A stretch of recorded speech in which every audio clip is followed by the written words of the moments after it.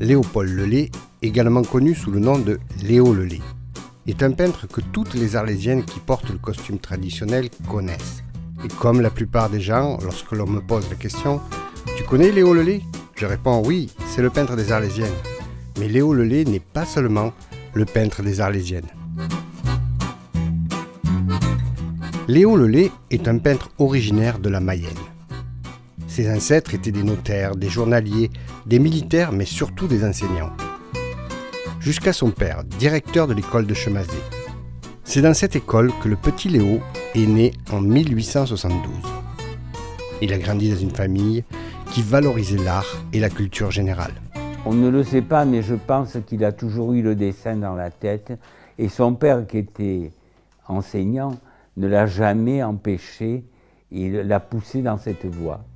En 1890, il est premier au concours général de dessin de la Société des Arts Réunis, ce qui lui permettra d'obtenir une bourse du Conseil général de la Mayenne. Grâce à cette bourse, il peut continuer ses études à l'École nationale supérieure des arts décoratifs de Paris. Après 5 ans d'études, il décide de rentrer dans la vie active. Il travaille dans une fabrique de dentelle, il est directeur de recherche. Avide de changement, il devient professeur à l'École des arts industriels de Roubaix, pour finalement revenir sur Paris et devenir dessinateur, affichiste ou cartographe. En 1896, il a eu la commande de l'affiche des Folies Bergères. Quand on est tout môme et qu'on vient à Paris, que veut-on voir le premier soir?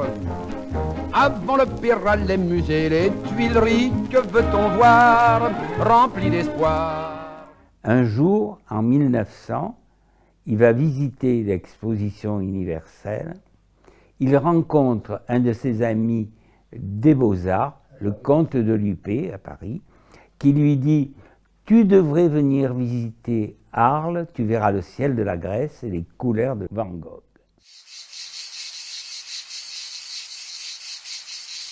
En 1902, Léo Lelay arrive en Provence, à Arles. Il va chez une logeuse qui a une fille.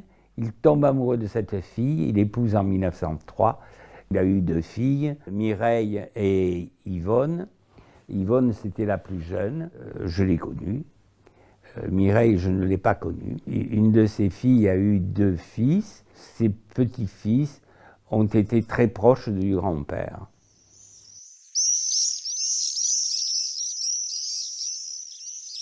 Il avait une boutique autour des arènes et il vendait sa peinture. Et de quelques jours qu'il devait rester, il y restait presque un demi-siècle jusqu'à sa mort. Lelay serait très certainement reparti à Paris, parce qu'il ne faut pas oublier une chose, en 1996, il avait eu la première affiche des Folies Bergères à faire. Il a travaillé dans le même atelier que Mucha. Et on soupçonne, fortement même sûrement, qu'il a été le nègre de Mucha pour les décors du Train bleu. C'est l'amour de sa femme qui l'a fait rester, et la rencontre avec Mistral, parce qu'il faut dire que Mistral l'a certainement très influencé, celle d'Ivan Pranichnikov, du marquis de Baroncelli, de Jeanne de Flandrésie. Tous ces gens-là ont fait un groupe autour de lui. Léo Lelay s'est tout de suite intégré dans la Provence, surtout la Provence camarguaise, l'Arlésie. C'est Jeanne de Flandrésie, la dame du Palais du Roure, qui un jour se baladant autour des arènes, voit les Arlésiennes de Lelay dans sa boutique. Elle va chez Mistral, lui dit « Je vous ai trouvé votre peintre ». Il revient avec elle, et là, Mistral lui dit « Si je vous avais connu plus tôt, vous auriez illustré Mireille. Mais vous allez me tracer le costume tel qu'il est actuellement, parce que je ne veux plus le voir bouger. » Et Lelay, en 1905, avait fini de tracer le costume. Et les filles s'habillent toujours avec les normes que Mistral a données à Lelay. Mais je crois que Léo Lelay s'intéressait à toutes les choses un peu spéciales. Quand il est arrivé en Camargue, il a vu les taureaux et il a vu les gardiens. Il n'était pas habitué à voir ça. Donc, automatiquement, s'il avait eu un appareil photo à cette époque-là, comme maintenant, il aurait fait des photos peut-être. Mais là, lui, c'était la peinture, le dessin.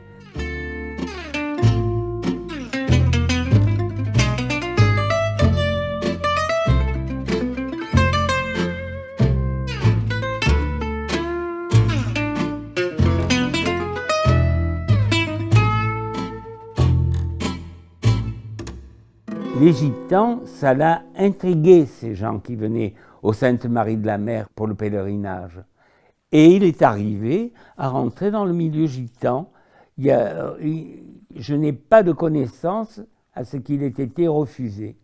Alors, les gitans, les gardiens, pour lui, ça faisait partie de la vie, de ce qu'il voyait. Il est intéressé par tout.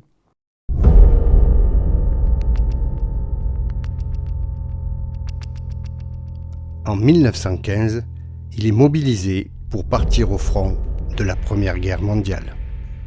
Pendant la guerre, il a fait beaucoup de choses. Bien sûr, il a fait même son autoportrait.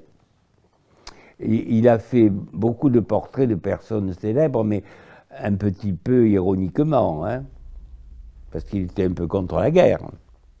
Il est brancardier sur le front, mais il continue de dessiner dans les tranchées, utilisant ses dessins pour raconter l'horreur de la guerre. La plupart de ses œuvres sont exposées et vendues au profit de la Croix-Rouge. Grâce à son courage, il devient caporal. Et en 1916, il est gazé et blessé. Et comme à cette époque-là, pour éloigner les militaires du front qui étaient blessés, on les envoyait à Bordeaux. Et il arrive à Bordeaux, et là, il travaille pour Eugène Bourgoin. Il fait la statue de la liberté enchaînée, et puis il peint aussi Eugène Bourgoin avec ses modèles. Alors il y a une chose qui est très étonnante, il y a quelques années, il y a eu une exposition au musée de Chabot, et Monique Chabot a fait les dessins de guerre de son grand-père, Delelay et d'autres. Et on a été surpris. Chabot et Lelay ne se connaissaient pas. Ils ont peint les mêmes choses. Et quand on cachait la signature, on ne savait plus de qui c'était. On en a pensé que c'était la peur à tous qui leur avait fait faire les mêmes dessins.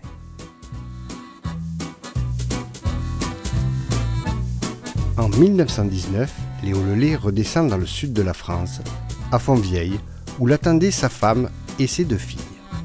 Fatigué et traumatisé, il a dû tout recommencer sans un sou.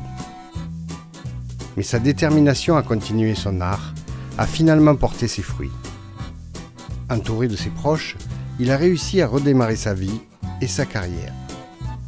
C'est de là qu'à Fontvieille sont parties les farandoles, avec l'aide de Mademoiselle Duret, qui était maîtresse du corps de ballet d'Avignon.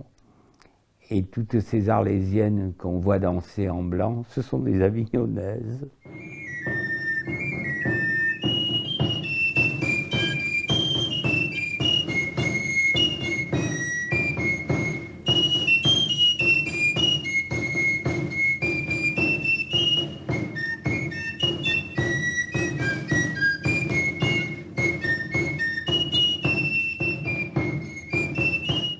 En 1930, Léo Lelay a été désigné comme journaliste officiel pour les fêtes du centenaire de l'indépendance grecque. Il a ainsi eu la chance de partir pour la Grèce pour couvrir l'événement. Cette expérience lui a permis de découvrir de nouvelles cultures et inspirations pour son art.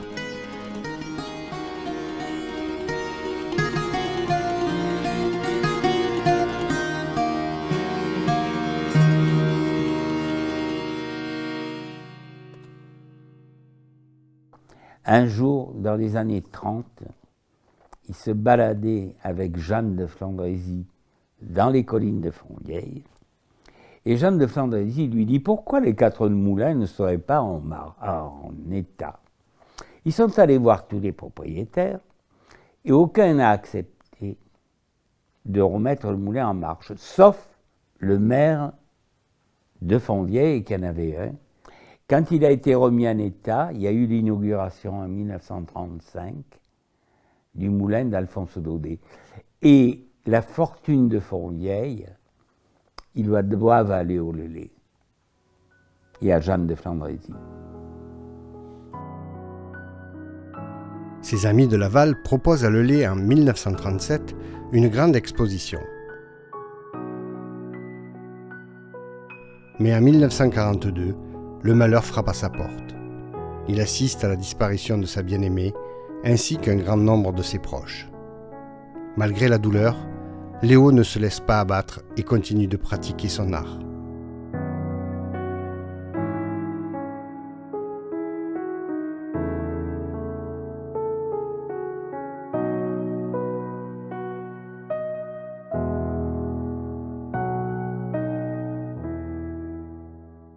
C'est après la mort de Rosa, il a fait des nus. Madame Lelay Rosa avait interdit de voir des femmes nues dans son atelier. C'était quelqu'un, un dessinateur de génie, parce que moi, j'en ai eu des centaines entre les mains, des dessins. On ne voit pas de repenti dans ces dessins. Le trait est fait et c'est fini. Il a peint toute sa vie des Arlésiennes, enfin toute sa vie, du jour où il est arrivé en Provence. Mais en dehors de ça, il a peint beaucoup de gitanes. Hein. Quand on voit ces décors des Saintes, il y a des camps gitans, et qu'est-ce qui ressort de ces camps gitans? Des femmes. On vous sent qu'il était très attiré par ces dames. À la fin de la guerre, on lui propose plusieurs illustrations d'œuvres majeures, notamment Mireille de Frédéric Mistral. Mais la maladie finit par avoir raison de son courage. Léo Lelay décède le 26 juin 1947 dans sa petite maison du 49 rond-point des Arènes. Son héritage artistique est considérable et son talent restera à jamais gravé dans l'histoire de l'art. Mais hélas, aujourd'hui, il n'a pas la renommée qui lui est due. On ne lui a pas encore donné la place qu'il mérite. Nous avons la liste de ses ventes de certaines années qui étaient des ventes records à l'étranger et qui lui permettaient de bien vivre. Il a vécu surtout entre les deux guerres, puisqu'il est mort en 1947, on n'était pas loin.